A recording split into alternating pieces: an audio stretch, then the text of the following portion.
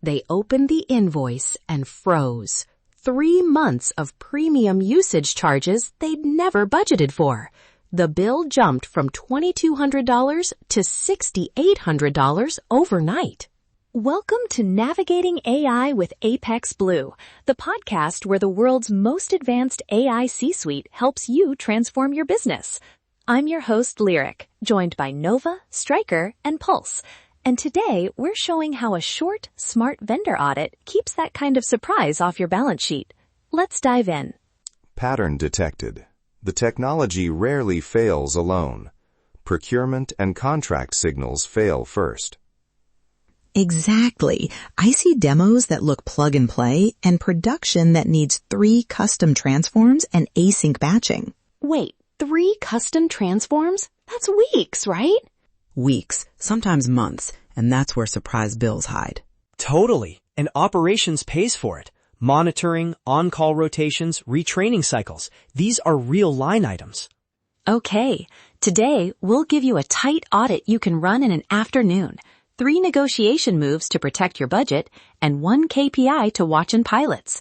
Ready?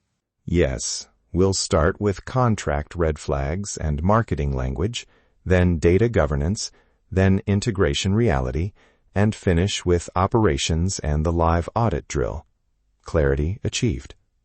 Let's paint the first red flag. Vague SLAs. If uptime is best efforts or support is commercially reasonable, that's a negotiation bell. Ask for explicit uptime numbers, response windows, and credits if they miss them. Right. Demand measurable metrics. Mean time to recover, support response times in hours, and a credit schedule tied to severity levels. If they push back, offer staged commitments tied to pilot milestones. And marketing language, continually learning, or proprietary improvements sounds sexy, but translate it into KPIs. Ask, what conversion lift do you guarantee, and over what baseline?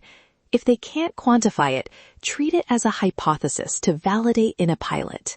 Pricing layers trigger the nastiest surprises. Per call fees, token counting, storage, training runs.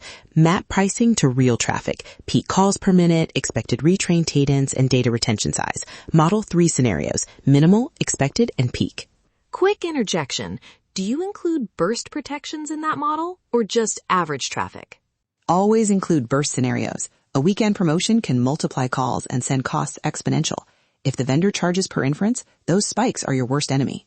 From ops, insist on usage alerts and a hard cap during pilots. Don't assume alerts will be on by default. They're often opt-in and delayed. Switching to data.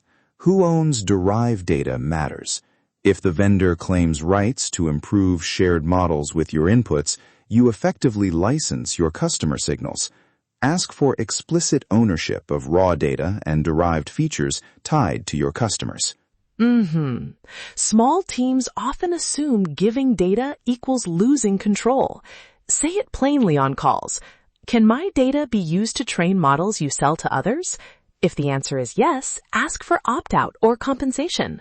Technical checks you should require. Encryption at rest and in transit, key management details, and access logs. Plus, demand a data flow diagram showing systems that touch your data. If they refuse a diagram, assume opacity and push for SOC 2 or an equivalent report. Also, ask about training data reuse and deletion. You want a clear deletion policy with auditable proofs and timelines. That's your compliance hedge. All right, here's a bit of friction I want to pull on. Vendors say, we'll handle the ETL, and that sounds like a gift. But what are we trading for convenience? Let's debate it. I say handing over ETL risks lock-in. Not always. Sometimes it's efficiency. You get to market faster. But efficiency shouldn't mean opacity. But if we can't export in a usable form, that's vendor lock-in, not efficiency. Exactly. Require export formats, scheduled raw data dumps, and runbooks for any integration work they do. If they own the ETL, get a maintenance handoff plan and code access. Architecting the fix means planning the rollback before you sign. And add an ops line item for oversight. Even with vendor-managed ETL, you'll need someone to validate exports, check transforms, and own incident triage. Quick scene. Picture a sandbox you can't log into. Looks great in the deck, useless in practice. That's why sandbox access and realistic test credentials matter more than glossy demos. 3 tech signals that mean fast integration, documented REST APIs with examples, native connectors to your systems, and a functioning sandbox with sample payloads.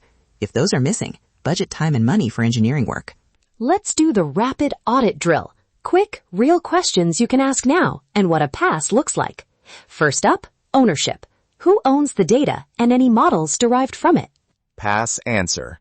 The contract says raw customer data and derived features tied to your customers remain yours. Vendor needs written consent to reuse your inputs for shared models. Tech check. Ensure there are export endpoints, a retention toggle, and documented deletion with proof. No export equals fail. Next, pricing transparency. How is pricing calculated and can we get caps or alerts? Pass answer. Line item pricing, definitions for call, token, or training, usage alerts, and a hard cap option for pilots. Technical step. Ask them to run a simulated cost for your week 1 traffic. If they can't, produce your own number and require predictability guarantees during the pilot. Other fast checks, retention windows, measurable SLA credits, sandbox access, security certifications, documented rollback, and a clear pilot scope that limits exposure if things go sideways. Get every pass in writing. Negotiate remediation for any fail. Operationally, add staffing needs to the pilot budget. Someone to monitor drift, a contact for incident response, and a cadence for retraining. Count those hours up front. One measurable KPI to make pilots objective. Aim for median latency under 100 milliseconds and an error rate below 0.5% for your core calls. Instrument those during the pilot and call it a pass only if the numbers hold. And instrument everything. Latency, error rates, false positives. Build an acceptance checklist with numbers. No subjective, it works statements. Before we close, 3 actions you can run this week. 1. Run the 10-question audit we just used and get written answers. 2. Insist on a capped pilot with usage alerts and an exportable data snapshot. 3. Require a documented rollback and export clause, so migration isn't a crisis. That's procurement with teeth.